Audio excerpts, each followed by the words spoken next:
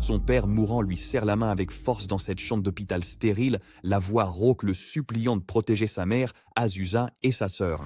Cette promesse désespérée résonne parmi des souvenirs plus chaleureux, sa mère lui tendant une boîte à bento, sa petite sœur lui offrant une sucette. Mais la réalité vole en éclats lorsqu'un soulier bien ciré écrase son déjeuner sur le sol de l'école. Des rires moqueurs l'encerclent alors qu'il protège une fille tremblante. Les coups plavent. Le sang éclabousse, le harceleur ricane, le traitant de trop faible pour jouer les héros, mais Shuichi refuse de céder. Puis, par une nuit pluvieuse, deux faisceaux de phares jumeaux transpercent l'obscurité. Shuichi se fige alors qu'un énorme camion fonce sur lui. L'impact le projette dans les airs. Le sang s'accumule sous lui, se mêlant à l'eau de puits. De douces lumières bleues, semblables à des papillons spectraux, dansent autour de son corps brisé. Alors que sa vision s'estompe, un désir puissant s'enracine en lui. S'il y a une prochaine vie, il veut la force de protéger ceux qu'il aime. La perspective s'élève, survolant la ville moderne, jusqu'à ce que les nuages gris se dissipent, révélant un nouveau monde, le continent magique d'Arcanas. Dans une grande cathédrale, une foule immense se rassemble devant une statue d'ange imposante. Un prêtre aux cheveux argentés annonce la cérémonie annuelle de la bénédiction divine. Les enfants de moins de 6 ans doivent offrir aux dieux ce qu'ils ont de plus précieux. Si l'offrande est acceptée, un messager spirituel descend et libère des pouvoirs magiques.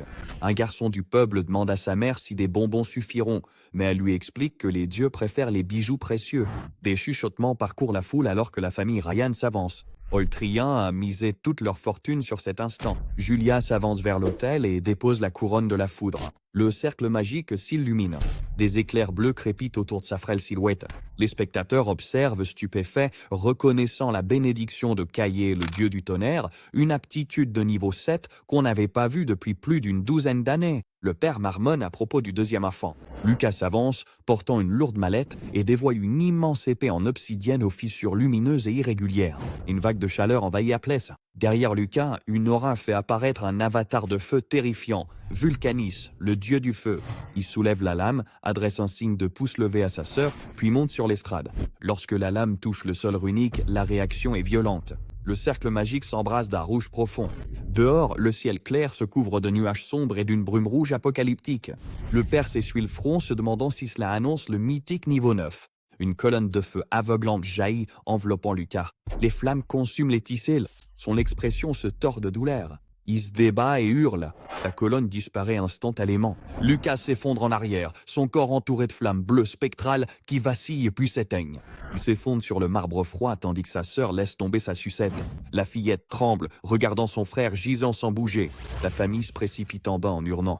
Le père supplie son fils de se réveiller pendant que la mère serre Lucas dans ses bras. Le prêtre prononce le diagnostic accablant. Le géniteur de la magie a rejeté Lucas Ryan. Dans un royaume d'obsidienne acérée et de magma en fusion, le dieu du feu entre dans une rage folle. Il est outré qu'on lui ait offert une arme qui a failli le tuer autrefois. Il s'arrête, sentant qu'une âme venue d'un autre monde s'est glissée dans le corps vide. Il envisage de brûler cet intrus, mais son arrogance l'emporte. Il considère la résurrection comme une broutille. La magie crépite autour de Lucas. Ses paupières s'ouvrent brusquement, révélant des iris illuminés d'une lumière perçante. Bien au-dessus des nuages, un homme musclé à la longue chevelure rousse médite, les yeux ouverts, brillant de la même lueur. Mars se lève, frappe le sol du pied et le ciel se fissure comme du verre. Il avance d'un pas assuré, défiant la puissance qui gouverne le monde. Le tissu de l'univers se déchire et une horreur cosmique colossale aux multiples yeux descend. Mars plonge dans l'abîme, son corps enveloppé d'une aura d'or cramoisi. Il projette son poing en amont. Un rayon doré aveuglant jaillit à travers la tête de la créature, transperçant l'espace. Un minuscule esprit ailé fonce frénétiquement sur son chemin, balbutiant que son ancien partenaire a été détruit. L'esprit montre un golem de magma semant le chaos, expliquant qu'alors que les arts martiaux régnaient en maître il y a 1000 ans, la magie a désormais pris le dessus. Mars grimace, vexé qu'une divinité qu'il aurait pu abattre d'un seul coup de sabre soit aujourd'hui vénérée. L'esprit le réprimande, soulignant que ce déséquilibre résulte de son obsession pour l'entraînement plutôt que pour l'enseignement. Une flamme s'allume dans la paume de Mars. Il admet qu'il a le devoir de transmettre son art aux générations futures. Il avance vers une lumière blanche éclatante, reconnaissant que même lui doit sans cesse aller de l'avant. Dans une chambre modeste, un jeune garçon à la tête bandée se réveille. Sa vision se remplit de visages spectraux du dieu martial aux cheveux rouges. Mars hurle son nom et déclare vouloir lui accorder une bénédiction. Un rayon doré jaillit et le frappe en plein front. La tête du garçon part en arrière, son œil gauche brillant d'une puissance divine. Lucas se redresse, la poitrine haletante. La confusion laisse place à une angoisse existentielle alors qu'il fixe des mains pâles et inconnues. Son dernier souvenir clair, des phares aveuglants, l'impact écrasant d'un camion et la pluie froide se mêlant à son sang. Sa vie s'est terminée dans cette rue. Un mal de tête fulgurant le frappe. Des souvenirs étrangers s'imposent à sa conscience. Des éclairs d'une autre vie, un manoir opulent, des rassemblements nobles, des gens le regardant avec pitié. Un mot résonne. Lucas Ryan. Les informations l'envahissent, fusionnant deux identités. Alors que la douleur s'estompe, un sourire amer se dessine sur ses lèvres. Il a été réincarné dans un monde de magie, mais dans la peau d'un enfant considéré comme abandonné par les dieux. Dans une société où l'aptitude magique prime sur tout, être sans pouvoir équivaut à une mort sociale. Il regarde ses mains, qui brillent maintenant d'une faible aura dorée. Ses pensées vagabondent vers sa vie précédente, espérant que sa mère et Azusa vivent confortablement. Alors qu'il sombre dans la mélancolie, un objet tombe au sol. Une sucette rose roule sur les lattes du plancher, lâchée par une petite main tremblante. Dans l'embrasure de la porte se tient une toute petite fille aux cheveux blonds et aux grands yeux bleus embués de larmes. Elle fixe la scène, incrédule, la lèvre tremblante, et parvient à peine à appeler son grand frère. Avant que Lucas ne réagisse, elle traverse la pièce en courant, les larmes coulant sur ses joues rouges, et se jette sur le lit. Elle enfouit son visage contre sa poitrine, secouée de sanglots incontrôlables. Entre deux hoquets, elle avoue avoir entendu les domestiques dire qu'il ne se réveillerait jamais. Lucas pose une main sur sa tête et lui caresse les cheveux. Ses souvenirs lui apprennent que la fillette s'appelle Julia, sa petite sœur. Alors qu'il la rassure en lui disant qu'il va bien, il ne peut s'empêcher de voir un parallèle avec Azusa. Une nouvelle détermination s'installe dans sa poitrine. Puisqu'on lui a offert une seconde chance, son objectif sera simple, protéger ce qui lui est cher. Il regarde vers la fenêtre où la lumière du soleil baigne une fleur jaune en pot. Si devenir un dieu martial est ce qu'il faut pour protéger Julia, alors tant pis, il l'acceptera. 9 ans avant que tout parte en vrille, il y avait cet autel de pierre sous une immense statue d'ange. L'endroit entier dégageait une ambiance paisible et sacrée. Puis le sang s'est mis à couler des yeux de la statue comme des larmes, inondant le sol d'une immense mare écarlate. Une femme aux cheveux d'un noir de jais s'est levée de ce lac de sang, la peau pâle, une sorte de marque de serpent lumineuse brûlant sur sa poitrine. Arborant un sourire comme si elle savait déjà qu'elle avait gagné, elle a léché le sang sur ses doigts et a annoncé qu'avec son plus grand ennemi enfin mort ou en fuite, peu importe lequel, ce monde leur appartenait désormais. 9 ans plus tard, le domaine de la famille Ryan avait l'air bien plus tranquille. Lucas, un gars décontracté, aux cheveux noirs en bataille, s'essuyait le front quand il s'est fait surprendre. Une énorme liane couverte d'épines a jailli nulle part, s'est enroulée autour de sa taille et l'a soulevée du sol sans ménagement. Lucas a juste regardé la liane avec l'air le plus blasé qu'on puisse imaginer. Derrière tout ça se trouvait Jeremy Ryan, le 4e fils de la famille, demi-frère de Lucas, debout dans ses robes luxueuses avec un bâton orné de pierres précieuses, affichant un sourire narquois comme s'il était le maître des lieux. Pour Jeremy, Lucas n'était qu'un pauvre type sans pouvoir, abandonné par les dieux. Il serra encore plus fort ses lianes maudites de glycine, jusqu'à ce qu'elles craquent contre les côtes de Lucas, puis il se pencha, menaçant d'en finir avec lui. Lucas bâilla et lui dit de le lâcher, à moins qu'il veuille finir grillé. Jérémie éclata de rire, puis le ciel devint noir. Un éclair violet jaillit et frappa Jérémie en pleine figure, l'envoyant valser dans un nuage de fumée et de cendres. Julia traversa la cour et arriva, son bâton rose encore chargé d'énergie orageuse, les joues gonflées, le prévenant que la prochaine fois, elle ne retiendrait pas ses coups. Un simple mouvement de son bâton et les lianes se réduisirent en poussière. Lucas sortit, aussi calme que d'habitude, tapota la tête de sa petite sœur et jeta un coup d'œil à Jérémie qui tremblait par terre avec un petit sourire en coin.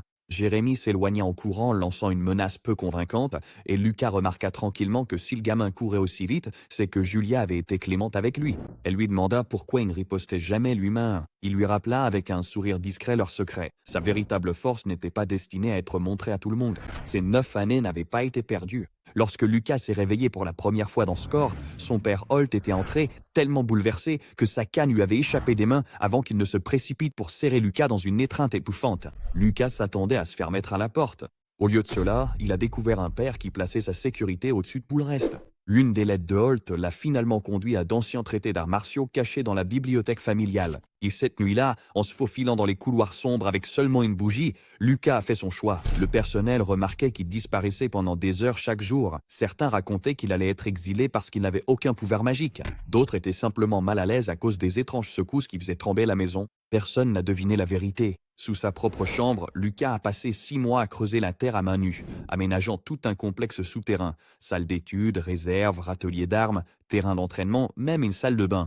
Au fil des années, ce trou grossier s'est transformé en un véritable dojo privé. Il a passé 3 ans à tremper dans ce bain médicinal violet lumineux, suivant les arts du renforcement chaotique, ses os et ses muscles se remodelant en quelque chose de plus qu'humain. Lorsqu'il est enfin sorti, même les attaques magiques de 5e niveau ne pouvaient pas l'égratigner. Suivant l'entraînement offensif, il a enchaîné les armes dans ce couloir sombre, lame traçant des arcs de lumière jaune et bleue, pointe de lance flamboyante d'or alors qu'il répétait la technique de la lance éclair transperçant les nuages, jusqu'à ce que le mannequin d'entraînement explose en éclats. La plupart des artistes martiaux se heurtent à ce mur infranchissable qui ne cède que lors d'un rare moment d'illumination. Lucas s'est approché de cette immense colonne renforcée, a fermé les yeux, puis a donné un seul coup de poing. Elle s'est désintégrée, point explosif du berserker 5e IO. Aucun mur pour lui, tout se passait sans accroc, comme si un dieu des arts martiaux veillait sur lui pendant qu'il maîtrisait la coupe éclair, l'épée brise-armure et la paume recouvrant la mer. À 6 heures tapantes, Lucas a enfilé un moto sombre et élégant et s'est dirigé vers le réfectoire. Toute la famille Ryan était déjà là. Holt, aux cheveux argentés et à l'air sérieux, assis en bout de table, alla droit au but. L'école de magie Allen ouvrait un département d'arts martiaux et il avait déjà soumis la candidature de Lucas. L'examen d'entrée était prévu pour la semaine prochaine. Le visage de Jérémy se crispa, mais Holt ne lui accorda même pas un regard. Puis Julia leva la main. Elle voulait s'inscrire elle aussi, juste à côté de son frère. Son père lui rappela qu'elle n'avait que 11 ans. Elle posa calmement sur la table cette enveloppe rouge cachetée de cire, une invitation personnelle de l'école elle-même. Cours d'élite, sans limite d'âge, les yeux de Holt s'écarquillèrent. Il dit quelque chose à propos d'un grand mage qui émergerait de leur lignée, tandis que Julia rayonnait. Jérémy serra sa fourchette à en avoir les jointures blanches. On pouvait voir la rancœur bouillonner jusqu'à ce qu'un alténement aigu vienne tout interrompre. Sous la table, une main gantée de violet lui pinça la jambe assez fort pour laisser un bleu. Sa mère, Jessica, se pencha vers lui avec un sourire glacial, lui disant de se détendre. « Pas la peine de s'inquiéter pour l'instant », murmura Cole. Après tout, qui sait si Lucas survivra même à l'examen d'entrée. Ses yeux glissèrent sur la table, acérés, prédateurs, déjà en train de manigancer. Une semaine passe rapidement et le matin du départ arrive. À la grande entrée du domaine, la mère de Lucas se tient près du portail, ajustant sa robe bleue. Elle leur dit de prendre soin d'eux, promettant de venir leur rendre visite avec leur pouding préféré une fois qu'ils seront installés. Avant qu'ils ne montent à bord, elle glisse un objet doré dans la paume de Lucas, lui rappelant de ne pas oublier la pièce porte-bonheur que son père lui a donnée. La lourde pièce ancienne remonte à la dynastie de la fortune martiale qui a unifié le monde il y a 10 000 ans, un trésor qu'elle a obtenu après avoir vaincu une bête magique. Lucas examine attentivement la pièce. L'or scintille sous le soleil et révélant des gravures complexes. L'averse porte le profil stoïque du premier empereur Mars, tandis que le revers affiche un éventail d'armes qu'il a autrefois maniées. Alors que Lucas observe le visage, la révélation le frappe. Les traits sont inimitables. L'empereur Mars ressemble trait pour trait à l'esprit musclé qu'il a rencontré auparavant. Sa mère lui ordonne de garder la pièce sur lui en permanence comme porte-bonheur. Lucas regarde la pièce, puis sa mère. Il referme ses doigts sur le métal froid, ressentant une profonde gratitude. Être béni d'une famille aussi aimante dans sa vie passée et maintenant dans celle-ci est une rareté qu'il ne tient pas pour acquise. Julia claque un salut énergique, ses couettes bondissantes alors qu'elle crie y partent. Lucas tient droit à ses côtés et ensemble ils montent dans la calèche. Quelques heures plus tard, le ciel prend une teinte violette et sombre alors que le soleil disparaît sous l'horizon. La calèche s'arrête près d'un fourré dense. Ils installent le campement dans une clairière, le feu crépite pendant que Forden, leur majordome et garde de confiance, s'occupe de faire rôtir la nourriture. Il leur annonce qu'en partant à l'aube, ils arriveront à Ducktown le lendemain au crépuscule. Les yeux de Julia s'écarquillent d'anticipation. Elle se penche en avant et demande s'il y a quelque chose d'intéressant à Ducktown. Forden rit doucement, expliquant que la ville est célèbre pour son tournoi annuel de balles aux prisonniers magiques et réputée comme une ville gastronomique avec des hot dogs, des pizzas et du poisson frais. La description plonge Julia dans un rêve éveillé de nourriture flottante, un filet de baffe s'échappant de ses lèvres. Lucas lui fait remarquer son manque de retenue avec un sourire en coin. Soudain, une vive lucidité traverse l'esprit de Lucas. L'ambiance enjouée disparaît instantanément. Une sensation électrique bleue picote ses nerfs, ses arts de tempérance du chaos, forçant ses sens à s'étendre bien au-delà des limites normales. Il sent des vibrations dans la terre. Il annonce calmement mais avec un sérieux mortel que 12 chevaux et 13 personnes approchent à grande vitesse à 2 km d'ici. Forden lève les yeux perplexe. Il reconnaît que des bandits rôdent dans la région, mais il estime la probabilité faible. Les yeux de Lucas brillent d'une intense lueur dorée.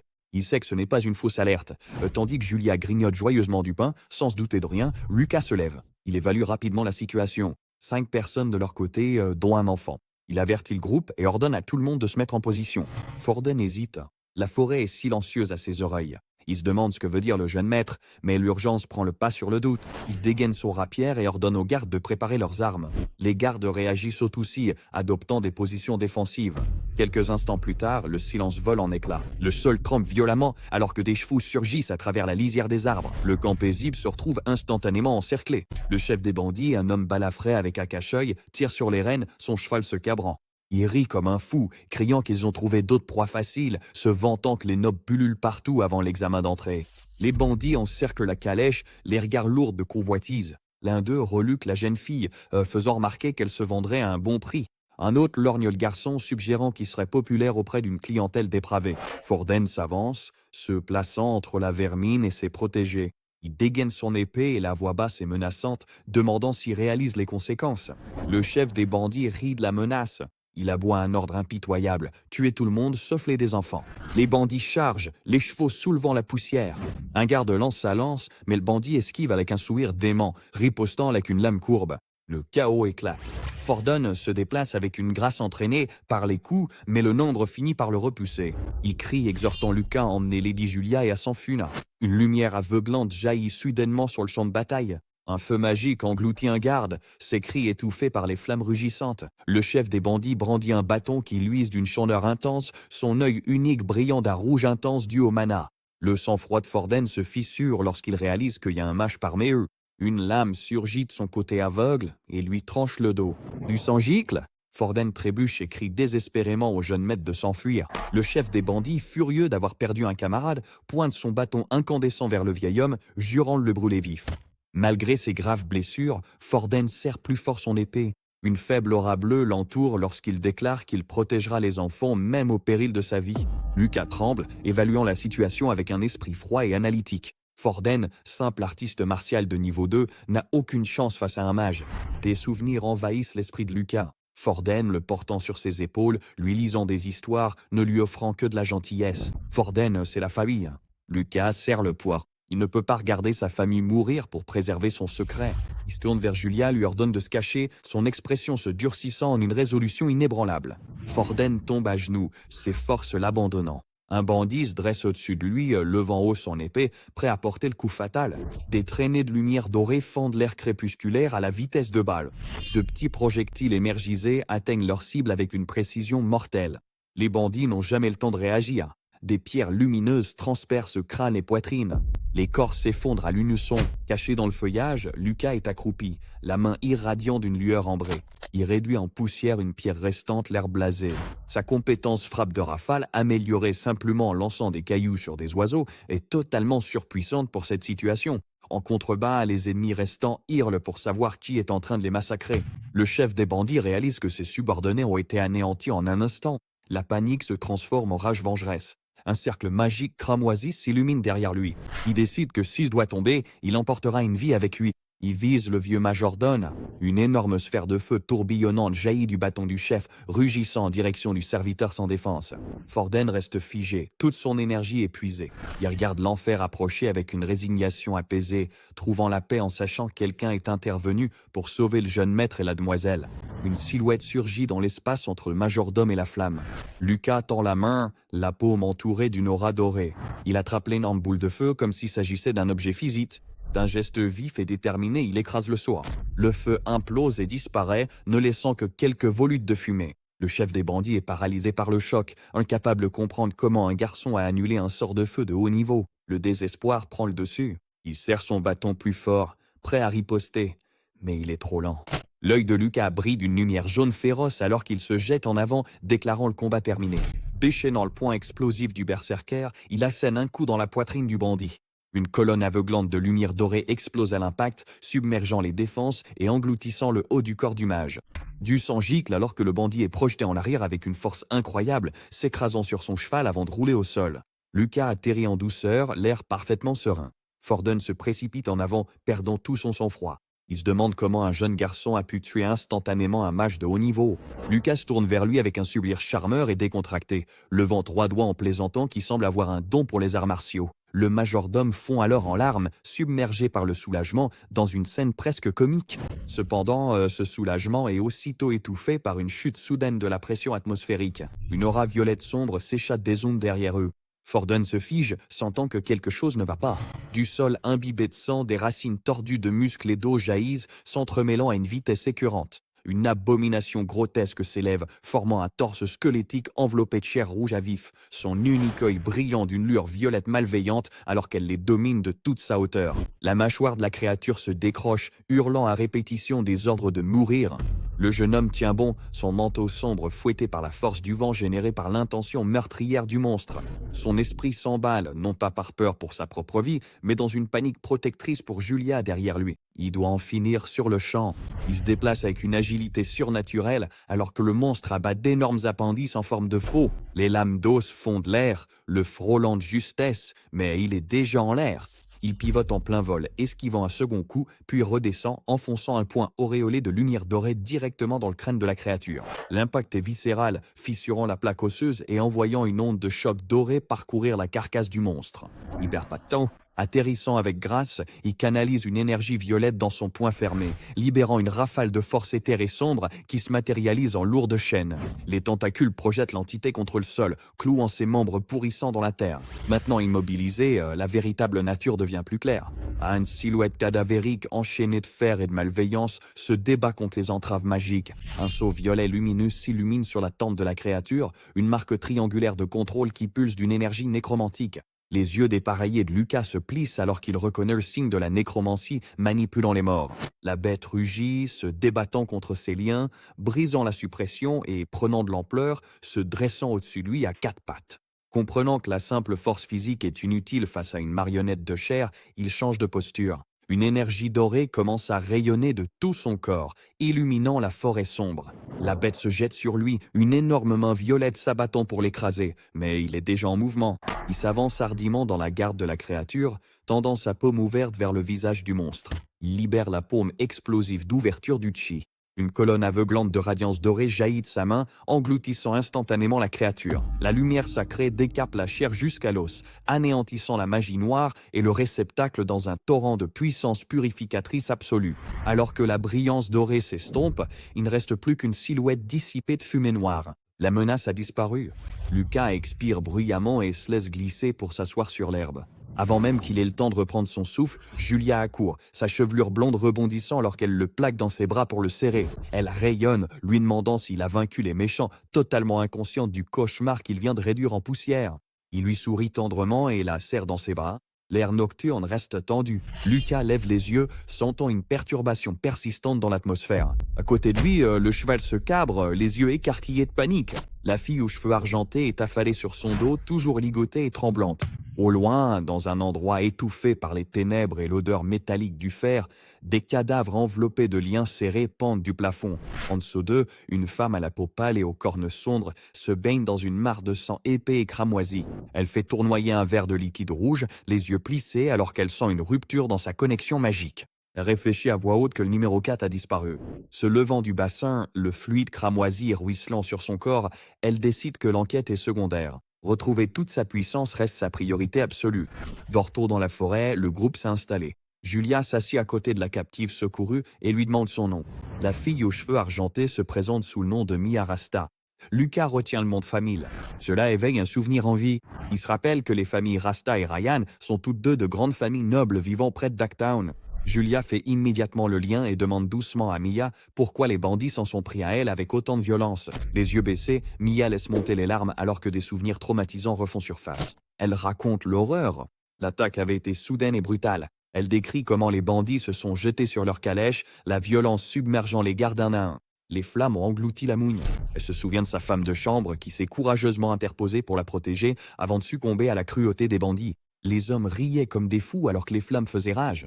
Mia explique en pleurant que ses supplications étaient inutiles. Déclarer son statut de noble n'a fait qu'attiser leur excitation. Elle explique leur véritable motivation, enlever des enfants de la noblesse pour une raison plus sombre. Lucas avance, le visage calme et déterminé. Il interrompt sa peur grandissante par un simple constat froid. Ces hommes sont morts maintenant, il n'y a plus rien à craindre. Son assurance brutale dissipe la panique.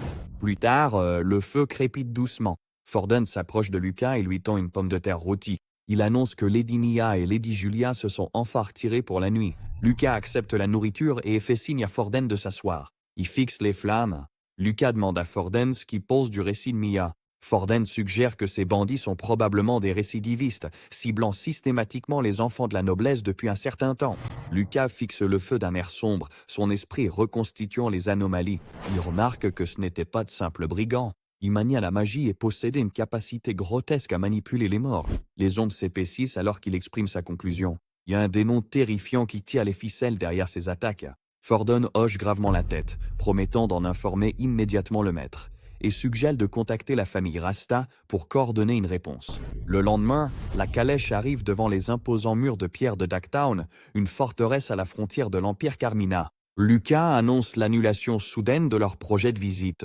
Il pourrait y avoir des complices, des bandits encore tapis dans cette ville. Par mesure de sécurité, il vaudrait mieux aller directement à l'école de magie. Julia s'affale en avant en faisant la moue, laissant échapper un long gémissement de déception. Il se tourne vers Mia pour lui expliquer sa décision, lui demandant de comprendre que c'est pour Julia et sa sécurité. Mia ferme les yeux et acquiesce gracieusement, acceptant. Voyant la déception de sa petite sœur, Lucas sourit doucement et propose un compromis. Il lui promet de lui acheter tout ce qu'elle voudra manger lorsqu'ils repasseront plus tard. L'humeur de Julia s'améliore aussitôt et elle lui adresse un grand sourire. Mia observe leur échange avec un sourire, commentant qu'ils s'entendent vraiment bien. Forden lance depuis le siège du conducteur qui sont arrivés en ville. Lucas déverrouille les volets en bois et les pousse pour les ouvrir. La lumière du soleil inonde aussitôt l'intérieur. Julia se penche sur le rebord, les yeux pétillants en découvrant les hauts bâtiments de pierre et la vie animée des rues. La ville est en effervescence. Lucas explique que c'est la deuxième plus grande ville après la capitale impériale. Mia jette un coup d'œil dehors, captivée par l'énergie de la foule. Alors que la calèche ralentit près des étals du marché, les scènes deviennent éclatantes. Un artiste de rue tend soudain une sorte de snack grillé en forme de monstre vers la fenêtre, faisant sursauter Julia. Cependant, sa peur est vite remplacée par la faim, lorsqu'il passe devant des boulangeries exposant des baguettes fraîches et des pâtisseries. Fidèle à sa parole, Lucas achète un sac rempli de pain. Julia croque joyeusement dans un donut et Mia tient une gourmandise nappée de glaçage rose, souriant doucement. Mia serre son collier dans sa main, rougissant légèrement en regardant les frères et sœurs, et dit qu'elle est vraiment heureuse de les avoir rencontrés. La calèche finit par s'arrêter. Forden annonce que c'est ici qu'il doit les quitter. Debout devant la grande entrée, Lucas ajuste son col avec assurance, promettant à Forden qu'il protégera Julia. Julia s'accroche aussitôt à son bras, l'air déterminé, déclarant qu'elle le protégera aussi. Il rit et lui tapote la tête. Forden les regarde s'éloigner avec un sourire amusé, commentant le fait d'être protégé par sa petite sœur. Alors que le majordome se retourne pour partir, il se fige, les yeux écarquillés. Il vient de se rappeler que Lady Maya était autrefois la fiancée du jeune maître. Un souvenir lui revient. Deux petits enfants jouent ensemble sur une balançoire, riant aux éclats. C'était attendrissant, mais il se souvient à quel point cela s'est terminé rapidement. Dès qu'il a été révélé que le jeune maître n'avait aucun talent magique et était considéré comme abandonné par les dieux, les fiançailles ont été brusquement rompues. L'école de magie Allen se dresse comme un imposant témoignage de la puissance arcanique, ses flèches blanches transperçant le ciel au sud de Ducktown. En tant que l'une des trois institutions les plus prestigieuses de l'Empire Carmina, elle exerce une autorité absolue. Entre ses murs, une hiérarchie stricte régit le corps étudiant. Les nouveaux inscrits doivent attendre une année entière avant de passer des examens rigoureux qui détermineront leur parcours. Selon leurs affinités innées, les élèves sont répartis dans les départements élémentaires de la terre, du feu, du vent et de l'eau, ou intégrés dans le mystérieux département spécial. Pour la plupart, obtenir la qualification de mage est un parcours éprouvant de 6 ans, mais les véritables prodiges ont le privilège de passer outre l'attente et décrocher leur diplôme sans contrainte de temps. Sur la place animée, sous l'architecture imposante de l'école, Lucas marche aux côtés de Julia, se frayant un chemin à travers la foule rassemblée. Il mentionne que c'est dommage qu'il n'ait pas pu passer l'examen d'entrée avec Maya, expliquant qu'elle est partie tôt le matin avec sa famille pour assurer sa sécurité. Julia fait une petite moue mais accepte l'explication, comprenant que la sécurité passe avant tout. La place bourdonne de chuchotements à leur passage. Les spectateurs murmurent, incrédules, à la vue de Julia, se demandant comment une enfant qui ne paraît pas avoir plus de 12 ans peut être candidate à l'examen. D'autres tournent leur regard vers Lucas, remarquant la ressemblance entre les deux frères et sœurs. Indifférente au commérage, Julia repère leur destination et file devant avec l'énergie de la jeunesse, impatiente de trouver le bureau d'accueil. Sa course est brusquement interrompue lorsqu'elle manque de percuter une grande femme au port assuré, vêtue de l'uniforme blanc et or distinctif du bureau des élèves. Mina, la vice-présidente du conseil des élèves, ajuste ses lunettes et regarde la fillette essoufflée. Elle demande à Julia si elle a suivi son frère en cachette dans l'enceinte, pensant que l'enfant n'est qu'une simple accompagnatrice. Julia la corrige aussitôt, bombe le torse et déclare qu'elle est là pour passer l'examen aux côtés de son frère. L'expression de Nina passe du scepticisme à la surprise alors qu'elle consulte la tablette qu'elle tient en main. Ses yeux parcourent la liste jusqu'à s'arrêter sur une entrée précise. Elle comprend que cet enfant doit être celle à qui le cursus d'élite a adressé une offre spéciale. Son attitude s'adoucit aussi et elle s'accroupit légèrement pour se mettre à la hauteur de Julia, l'identifiant comme Julia de la famille Ryan. Julia cligne des yeux, surprise qu'une inconnue connaisse son nom, tandis que Lucas reste quelques pas en arrière, pensant qu'il n'a même pas attiré l'attention de la vice-présidente. Mina propose d'accompagner Julia jusqu'à la réception, d'un ton professionnel et accueillant. Cependant, Julia s'arrête et désigne Lucas du doigt, rappelant à la vice-présidente que son frère doit aussi s'inscrire. Mina se fige, une goutte de sueur perlant à sa tempe alors qu'elle réalise la situation. Elle avoue qu'elle a complètement oublié, ses yeux se posant sur Lucas alors qu'elle se remémore les détails de sa candidature. Elle l'identifie comme étant Lucas Ryan et remarque avec un mélange de confusion et de pitié qu'il passe l'examen pour le département des arts martiaux. L'atmosphère autour de Lucas semble s'assombrir alors que les préjugés tacites du monde magique pèsent sur la conversation. Dans son esprit, il voit des silhouettes ombragées et moqueuses de la communauté des mages dont les rires résonnent, reflétant l'idée qu'un artiste martial dans une école de magie n'est rien d'autre qu'une plaisanterie. Il sait qu'il se considère comme noble et supérieur, méprisant les combattants physiques. Pourtant, derrière son apparence calme, Lucas cache une confiance froide et prédatrice. Il considère les mages comme physiquement faibles, des créatures fragiles comparées aux véritables monstres qu'il a connus. Il ricane intérieurement, se disant que sans la gentillesse de ses parents, il ne perdrait pas une seconde dans un endroit pareil. Mina se ressaisit rapidement, réalisant qu'elle a exprimé trop fort ses pensées sur le département des arts martiaux. Elle s'excuse, l'air embarrassé, et s'éclaircit la gorge. Lucas, gardant sa façade polie, se contente de sourire et lui dit de ne pas s'en faire. Il remarque avec un certain intérêt qu'elle est une rareté dans cette école, quelqu'un qui ne le voit pas uniquement à travers le prisme des préjugés. Acceptant son offre de les guider, Lucas incline légèrement la tête. Ensemble, le trio se dirige vers l'immense structure en forme de dôme où les examens les attendent. Des feuilles volent dans les airs, guidées par des traînées de mana bleue, tandis que le membre du conseil des élèves à lunettes distribue les documents nécessaires avec une grâce efficace. Elle demande aux nouveaux arrivants de remettre leur formulaire d'inscription en échange de leurs emblèmes, expliquant que l'insigne magique contient leur numéro de candidat et doit être porté pour entrer dans le lieu. La structure de l'examen d'entrée est rapidement exposée. 3 étapes conçues pour mesurer chaque facette des capacités d'un mage. D'abord, la lumière magique pour évaluer le potentiel. Ensuite, un test de compatibilité avec les esprits pour déterminer l'affinité élémentaire. Et enfin, une épreuve de combat contre des mannequins pour jauger la puissance destructrice. Lucas lève la main pour interrompre. Il demande si les candidats en arts martiaux doivent passer exactement les mêmes épreuves magiques. La femme ajuste ses lunettes et confirme que, pour des raisons d'équité, la procédure reste identique dans tous les départements. Lucas serre sa main gantée, le visage fermé.